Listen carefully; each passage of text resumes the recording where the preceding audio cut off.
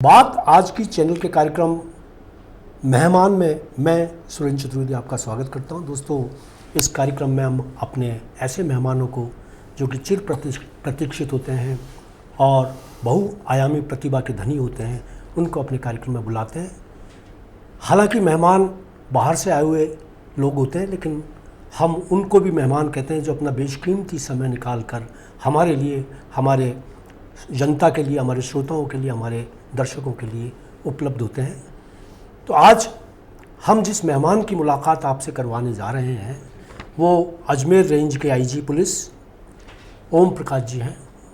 आप किसी परिचय के मोहताज नहीं। पूरे राजस्थान में पुलिसिंग की जब बात चलती है तो ओम प्रकाश जी का नाम पहली पंक्ति में लिया जाता है। ये वो अधिकारी हैं जिन्होंने अनुभवों से पुलिसिंग को परिपक्व किया है, और न केवल परिपक्व किया है बल्कि अपने नवाचार से इसे समृद्ध भी किया है। ओम प्रकाश जी से आज हम जिस विषय पर बात करना चाहते हैं वो विषय आपके लिए बहुत उपयोगी हो सकता है। यहाँ एक अपना विषय बनाने से पहले मैं आपको बता दूं कि ओम प्रकाश जी के पास इस समय 6 जिले हैं जिनके वो मुखिया कह सकते हैं हम। अजमेर, भीलवाड़ा, ब्यावर, टोंक, डीडवाना और नागौर। इन सारे ज़िलों की कमान आईजी पुलिस ओम प्रकाश जी के पास है। मैं आपका स्टूडियो में स्वागत करता हूं कि आपने बेशकीमती समय निकाला और आप हमारे सवालों की जद में आ रहे हैं। तो पहला मेरा सवाल है कि आप पुलिसिंग को समझते क्या हैं? पुलिसिंग का बेसिकली समझने का तो आशय ये है कि हर एक सेक्टर की अपनी अपनी समस्याएं होती है जी। आप अगर ईस्टर्न राजस्थान में जाएंगे तो वहाँ पूरा काम ही क्राइम है वहाँ पे जी। वेस्टर्न राजस्थान में जाएंगे थोड़ा डिफरेंट है। आप हाड़ौती में जाएंगे तो अलग तरह का ट्रेंड है जी। आप बीकानेर में जाएंगे तो अलग तरह का ट्रेंड है। लेकिन वहाँ की जो भौगोलिक परिस्थितियाँ, वहाँ के लोगों की जो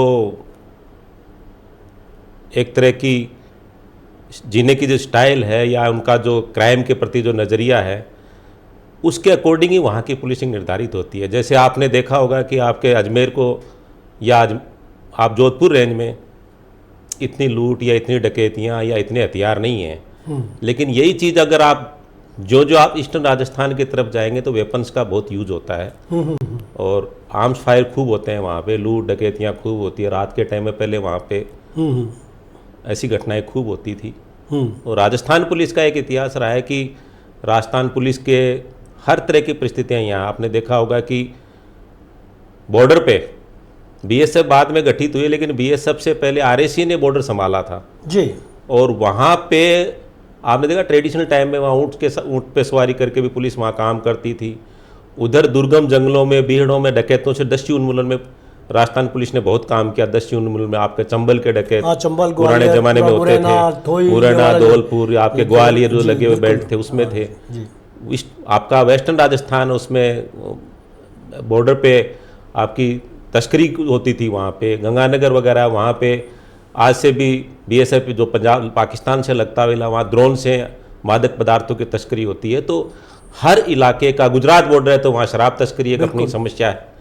तो हर जो इलाका है उसकी अपनी एक समस्या होती है और उसके आधार पर ही आपकी पुलिसिंग जो है वो निर्धारित की जाती है। आपका जो स्टाइल पुलिसिंग की ईस्टर्न राजस्थान में वो वेस्टर्न राजस्थान में नहीं हो सकती। जी जी।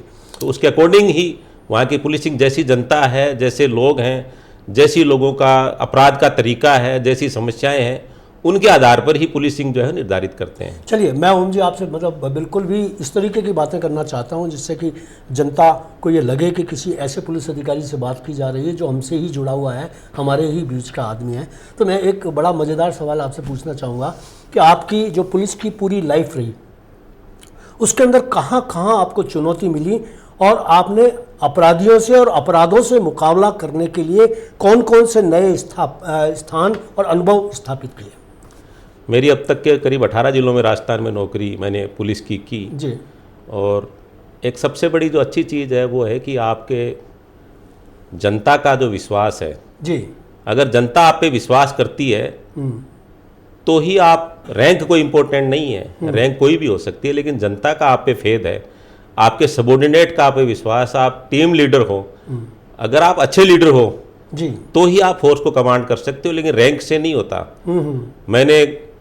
मैं आपको जिले बता रहा हूँ, मैंने गंगानगर में मैंने नौकरी करी, गंगानगर का अलग नब्ज है। मैंने नागौर में 4 साल रहा, जब उस समय रहा जब सारे रैंक के अधिकारी वहाँ पे लंबा चौड़ा आंदोलन हुआ, जीवन राम गोदारा मर्डर केस हुआ, उसमें बहुत लंबे आंदोलन चले, लेकिन उसके बावजूद भी जनता का इतना फेद रहा कि मुझे न तो कोई फोर्स की बहुत ज्यादा डिमांड करनी पड़ी। गढ़साना का जो पानी का आंदोलन था, किसान आंदोलन था, तो वहाँ हमारे जाने से पहले बहुत सारे अधिकारियों की फौज भेजी जाती थी। तो हमने जाते ही तत्कालीन डीजी साहब थे, भट्ट साहब थे, उनसे हमने एडीजेंट थे, तो मैंने कहा साहब असली तो हम ये बाहर वालों की इतनी जरूरत नहीं है। तो एक बार मेरी बात को उन्होंने मना किया, लेकिन बाद में समझा हमने बाहर के अधिकारी, हम फोर्स चाहिए मंगा लेंगे, लेकिन बाहर के अधिकारियों को बहुत ज्यादा इकट्ठा करने की जरूरत नहीं है। अगर आप असली दूल्हा तो आप ही, अगर आपको डील करना है कोई घटना होती है तो वो आपका जनता से आपका इंटरेक्शन, आपके कुछ लोगों से बातचीत करने का तरीका, कुछ लोगों से आपका संवाद लोगों से है, तो आप बिना जन सहयोग के आप अच्छी पुलिसिंग नहीं कर सकते। और कानून व्यवस्था में भी हर चीज का जो उपाय है वो लाठी और गोली से नहीं किया जा सकता। बहुत अच्छी बात कही आपने जी। तो आपके जैसे 18 जिलों में आपने काम किया, कौन सा जिला आपको बहुत अच्छा लगा, जिसके अंदर आपको लगा है यार मजा आ गया, ऐसे जिले पूरे के पूरे राजस्थान में जितने जिले हैं वो सब ऐसे हो जाएं? ऐसा कोई? मेरे लिए सभी जिले एक जैसे, सब जिलों के अलग अलग थे और सभी का अच्छा सहयोग मिला। और आज भी जिन जिलों में मैंने नौकरी की वहाँ के हर जिले में कम से कम 20-30 लोग ऐसे हैं जो नियमित मतलब मेरे संपर्क में है, और अगर किसी तरह की कोई बात होती है तो मेरे को जरूर बताते हैं। और मैं आपको बताते हुए सार्वजनिक रूप से कह सकता हूँ, ये बात आप चाहे तो पूछ सकते हैं, जितने भी मेरे राजस्थान पुलिस के जो इंट ब्रांच के बॉस रहे, तो मैं सबसे पहला फोन में करता हूँ साहब यहाँ घटना हुई। कई घटनाएं तो ऐसी हुई जिसमें सबसे पहले मेरे पास ही फोन आया जी, बाद में पता लगा कि साहब यहाँ घटनाएं, चाहिए इस तरह के कई इंपॉर्टेंट मर्डर भी थे, इस तरह के कई पुलिस फायरिंग से रिलेटेड थे जो वहां पता नहीं था, लेकिन सबसे पहले मेरा ही कॉल आया कि साहब हमारे गांव में ये घटना हुई है, अमुक व्यक्ति ने की है। तो ये सूचना तंत्र ही था कि उसका पता लगना और फेद होना। जी जी।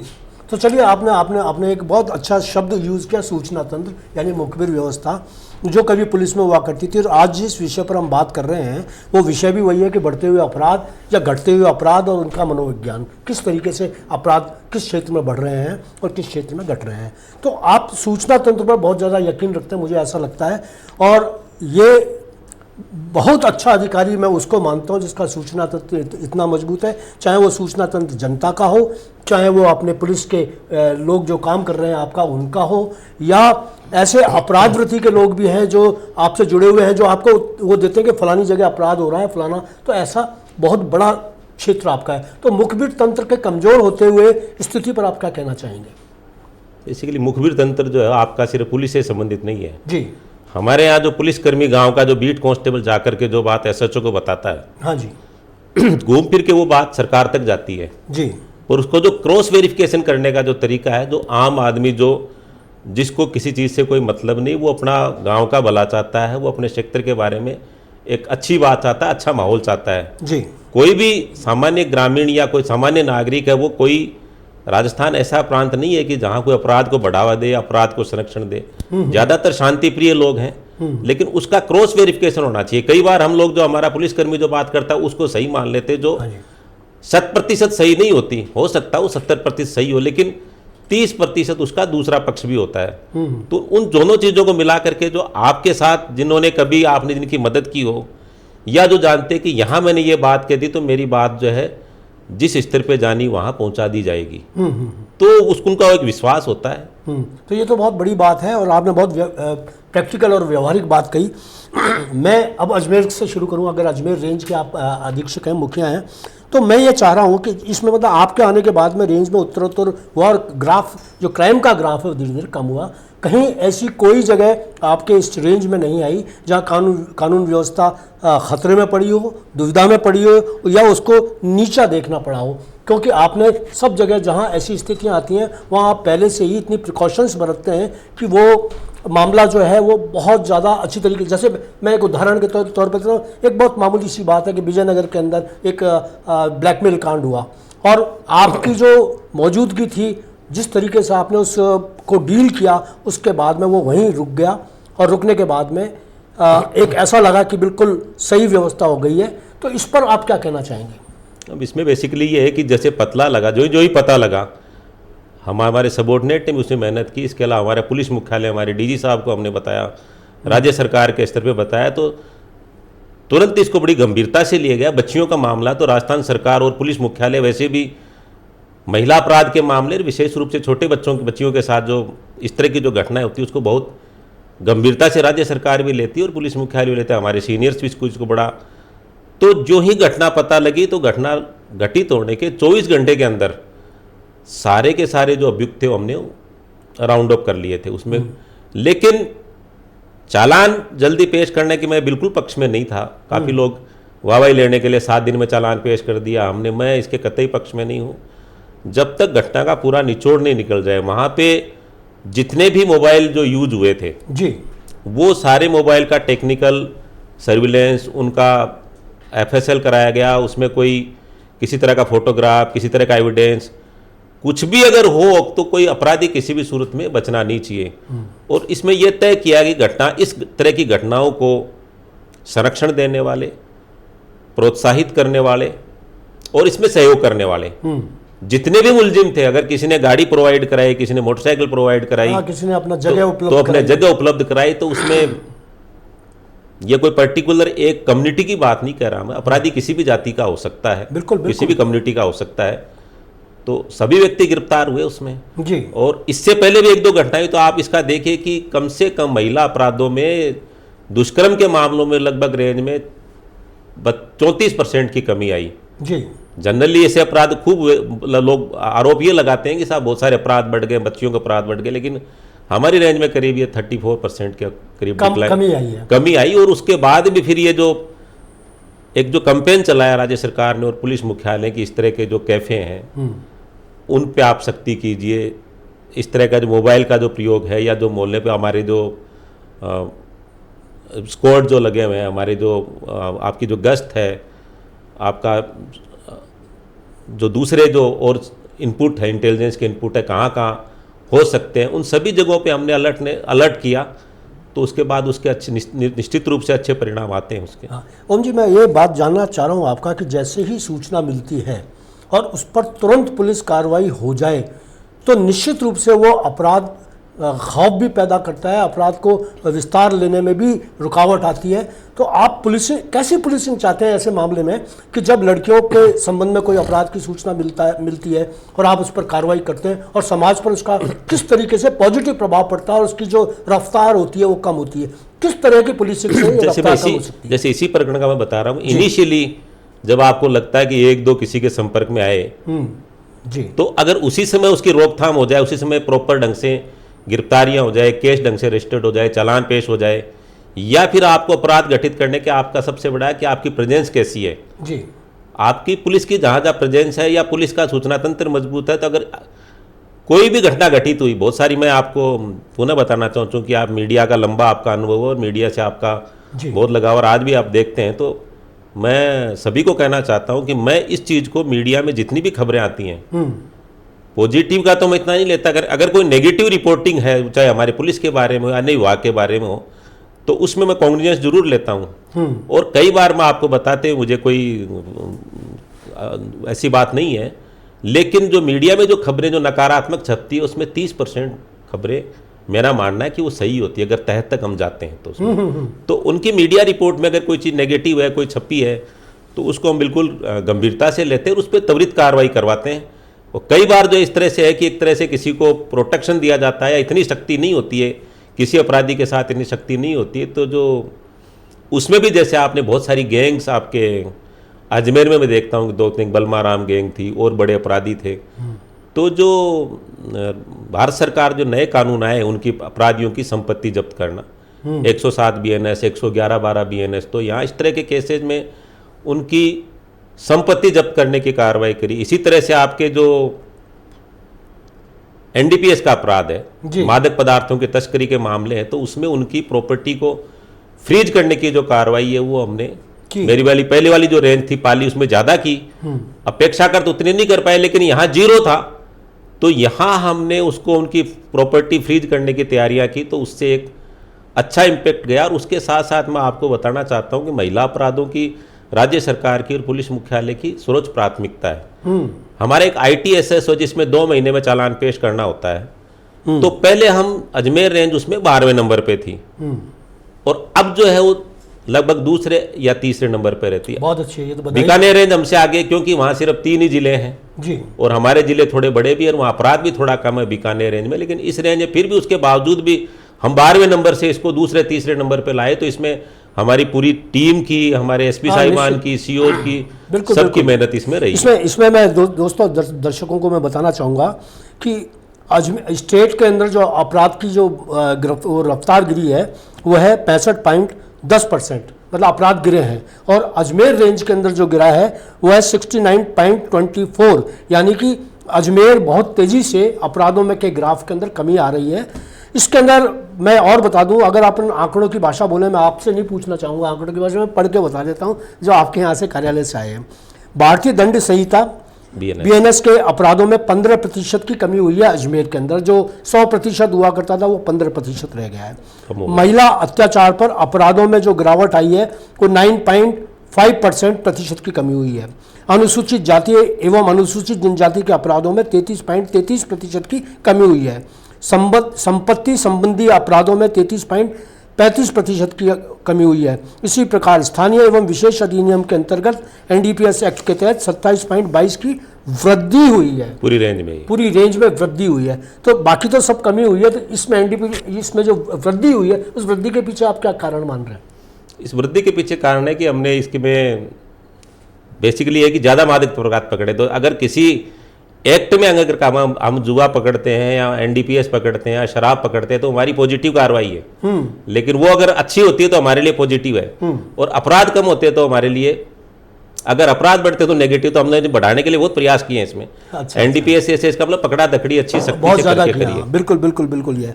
इसमें मैं एक बात और पूछना चाहूँगा कि अजमेर, भीलवाड़ा, कानपुर, टोंक, डीडवाना, नागौर, ये 6 आपके पास जिले हैं।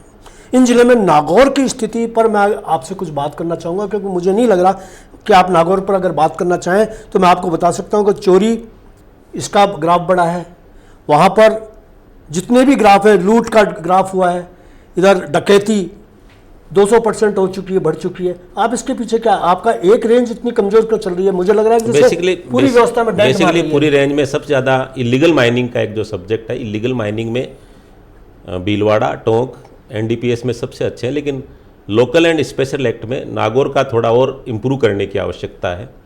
उसमें निश्चित रूप से जितनी जो कमी अपराधों में आनी चाहिए वो अन्य जिलों के मुकाबले में इतनी कमी नहीं आई है।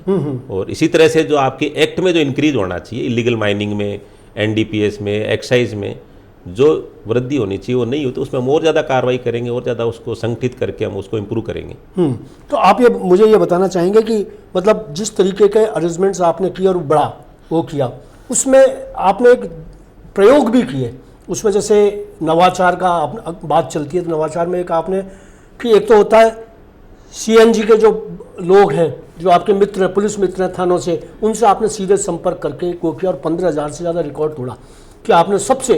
और ये मैं समझता हूँ कि राजस्थान के अंदर ये पहल सिर्फ आपकी तरफ से हुई कि आपने CLG के मित्रों को, मतलब उनको इतना प्रोवोक किया कि उनकी दुख दर्द, उनकी जानकारी की। तो एक तो CLG के बारे में आप बताएं कि आपने क्या किया और उसके क्या परिणाम आपके सामने आए और किस तरीके से वो एक नवाचार था। आपने जैसे पूछा था ना बीच में, सूचना तंत्र, मुखबिर तंत्र जी, तो हमारी जो ताकत है वो बढ़ जाती है जी।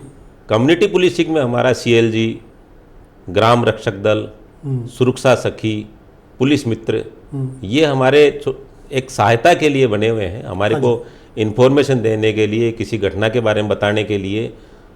तो इनको भी अच्छा लगता है अगर कोई सीनियर अफसर उनसे बात करे, 1 to 1 बात करे तो उनको अच्छा लगता है, फिर ये सूचनाएं भी देते हैं। हो सकता है कई चीज़ें उनके लेवल पे, थाना लेवल पे उनको लगता है कि कार्रवाई नहीं हुई तो सीधे मेरे को भी दे देते, तो उसके बाद उन पर कार्रवाई हो जाती है। वो ये सूचनाएं देते हैं। अपराधों के बारे में जैसे मैंने बताया कि आपके NDPS जो क्राइम है, आपका मादक पदार्थों के बारे में कई बिल्कुल सीधे बताते हैं कि साहब हमारे इलाके में फलां व्यक्ति जो है ये गलत काम कर रहा है, या हमारे गांव में ये 2 आवारा लड़के हैं जो इस तरह के खराब उसमें हैं। और इसी तरह से छोटी बच्चियों के बारे में हमने देखा है कि जो शिकायत पेटी का है वो स्कूलों के बाहर रखवाई हुई, उसको खुलवाते हैं। कई बार क्या होता है, बच्चियां अपनी जो शिकायत है जी, वो सीधा नहीं कह पाती जी, तो वहाँ का जो शिकायत पेटी का उसको खुलवा के देखते हैं, मेरे ऑफिस में भी लगी हुई है, तो खुलवा के मैं चेक करता हूँ, उसमें कई शिकायतें डालते भी हैं, कुछ झूठी भी होती है लेकिन कुछ सच्ची भी होती हैं। तो ये इनसे डायरेक्ट बात करने का एक ही फायदा है कि हम उनके डायरेक्ट कनेक्ट कर पाएंगे तो हमें कुछ चीज़ें वो बता पाएंगे, और हमारी मौके पे जाने पे पता लगता है कि वास्तव में घटना जो पब्लिक जो बता रही वो ये है, और हमारे पास जो रिपोर्टिंग वो घटना वो है। कुछ चीज़ें ऐसी भी हुई हैं। जी, तो मैं एक बार और जानना चाहूँगा, क्योंकि मेरे दर्शक इस बात से, ये उनके लिए एक नई सूचना होगी, मेरे लिए है तो उनके लिए भी होगी, कि जो आप बता रहे शिकायत पट्टी का वो जो बता रहे हैं कि स्कूलों के बाहर बच्चियों के लिए लगा देते हैं, क्या आपके ये पूरी 6 रेंज में ये व्यवस्था है? हाँ बिल्कुल, ये सब व्यवस्था है, इसमें शिकायत पट्टिका लगाने की जो व्यवस्था उसमें है, और उसको रेगुलर हम चिट्ठी भी लिखते रहते हैं कि उनको खोल करके देखें, चेक करें, कोई कंप्लेंट आई तो उसके बारे में कार्रवाई करें। कई बार क्या होता है कि सामान्य स्तर की बीट कांस्टेबल लेवल की या थाना लेवल की होती है कि अमुक इस मोटरसाइकिल से 2 आवारा लड़के इधर घूमते रहते हैं, कि या हम जब जाते हैं तो ये पीछा करते हैं जी, तो उठा के वही बंद कर देते हैं, थाना स्तर पे ही बंद कर देते हैं। कई इस तरह की होती है कि उसमें कुछ थोड़े ग्रीवियस इश्यू होते हैं कि साहब, तो उसको हम लेवल पे भी, सीनियर सुपरवाइजर लेवल पे भी उसको हम दिखवाते हैं। अच्छा, दूसरा आपने एक नवाचार और अजमेर में किया जिससे कि अपराधों में गिरावट आई निश्चित रूप से, और अपराधों में गिरावट की तेज़ी तो एक अलग विषय है। सबसे बड़ी बात ये हुई कि लोगों को ये संतोष हुआ कि हम किसी सर्वोच्च अधिकारी से हमारे रेंज के जुड़कर बात कर रहे हैं, हमारी व्यथा कथा कह पा रहे हैं। परिवादियों से आपने जो वर्चुअल बात की कि जैसे ही आप बैठते हैं और परिवादियों का, कि जिस भी थाने के क्षेत्र के परिवादी हैं वो आपसे सीधी बात करते हैं, अपनी कथा व्यथा बताते हैं। तो ये जो आपने नवाचार किया वो क्या सोच के किया और इसके रिजल्ट्स क्या रहे? इसका मैंने सोचने का कारण यही था कि मैं देखता था कई बार इस तरह के परिवादी भी आए कि उनके पास आने जाने का किराया भी नहीं है जी। कई लोगों को देखा कि बिल्कुल बहुत गरीब और दयनीय स्थिति में थे, वो किसी से मांग के अपने एक दिन की मजदूरी छोड़ करके यहाँ तक जो आते हैं। तो इसके लिए हमने ये दिया कि ऐसा क्या कर सकते हैं कि उनको, हमारे पास साधन है, राज्य सरकार पे कोई वित्तीय भार नहीं आ रहा, तो वो नज़दीक के थाने में चला जाए, वहीं से हमसे ऑनलाइन उसकी सुनवाई कर लें। तो शुरू में लोगों का नकारात्मक, कुछ लोगों ने नकारात्मक लिखा कि साहब एक थाना अधिकारी के सामने आम नागरिक कैसे थानेदार की शिकायत कर पाएगा। बिल्कुल, बात तो कई लोगों ने लिखा, लेकिन वो मैंने देखा है कि उसका उल्टा है। वहाँ वो अगर शिकायत करने उसने रजिस्ट्रेशन कराया है तो 60% काम तो रजिस्ट्रेशन कराते ही हो गए, उसका फोन आएगा सर मेरा काम हो गया है।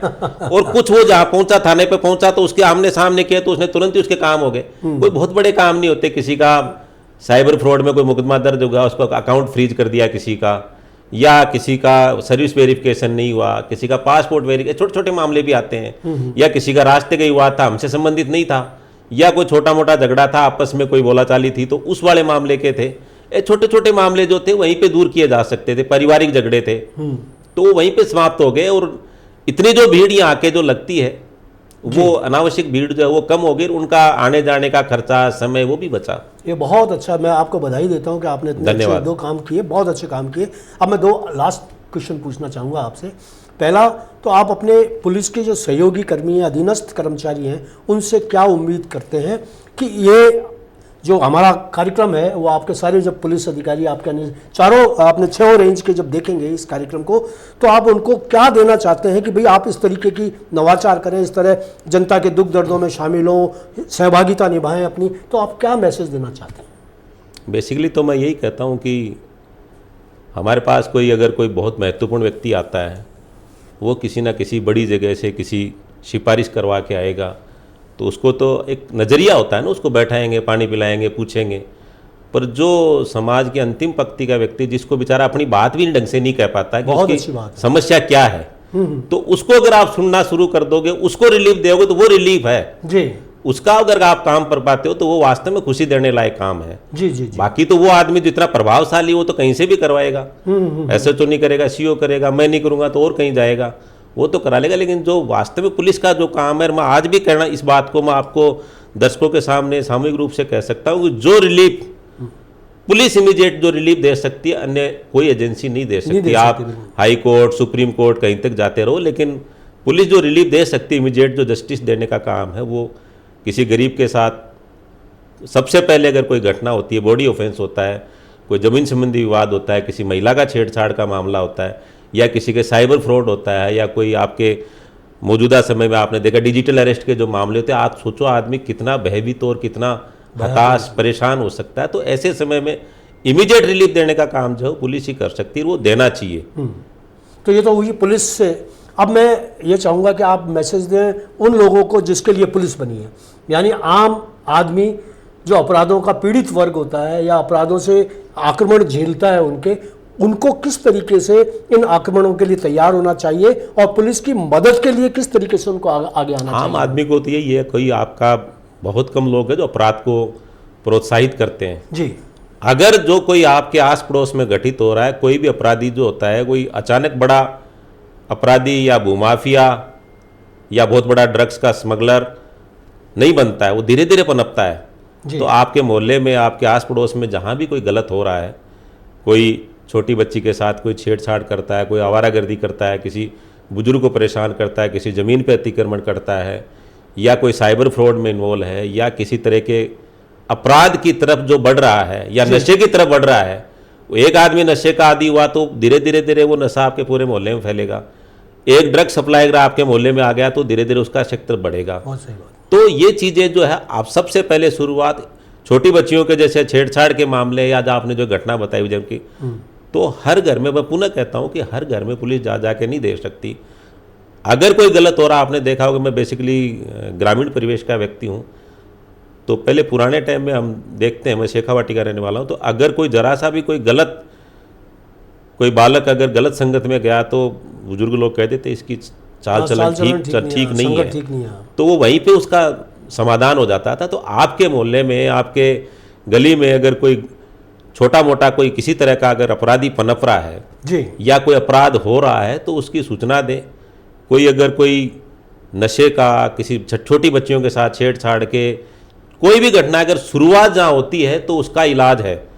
वो आपने देखा ना, बीमारी में कैंसर का फर्स्ट स्टेज में पता लग जाता है तो इसका इलाज हो जाता है, लास्ट स्टेज के आने के बाद सिर्फ मौत ही है। बिल्कुल बिल्कुल। तो इसका जब को होता है तो सूचना जरूर दें और सहयोग लें। राजस्थान पुलिस और अजमेर पुलिस और अजमेर रेंज जो इसके लिए सदैव आपके लिए तत्पर है। जो आपको नंबर दे रखा है उस पर हम। तो दोस्तों, आपने ये देखा कि अजमेर रेंज के आईजी पुलिस ओम प्रकाश जी ने किस तरीके से हमारे बड़े बड़े तीखे तेवर वाले सवालों का बहुत आसानी से जवाब दिया।